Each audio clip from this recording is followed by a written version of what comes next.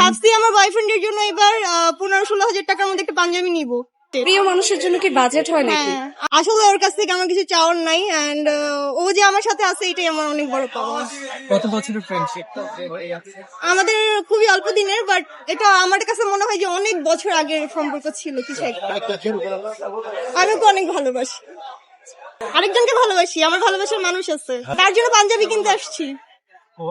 ভাবছি আমার বয়ফ্রেন্ডের জন্য এবার 15-16 হাজার টাকার মধ্যে একটা পাঞ্জাবি নিব। আসলে আরো বেশি বাজেট ছিল, বাট আসলে এখন লাস্ট পর্যায়ে তো দেখি কি দেশ করে। থেকে কিনবেন না দেশের বাইরে? আরে আমাদের দেশের বাইরে যাওয়ার ইচ্ছা ছিল, বাট ভিসা পাই নাই আমরা। মানে হ্যাঁ, আমরা আরামে দেখে আসছি, আমাদের বাজেট মানে আরেকটু বেশি লাগবে, সো এই জন্য আমরা এখন এখানে আসছি, দেখি। বয়ফ্রেন্ডের জন্য এটা কোনো বাজেট নাই, যেটা পছন্দ হবে ওইটাই নিব।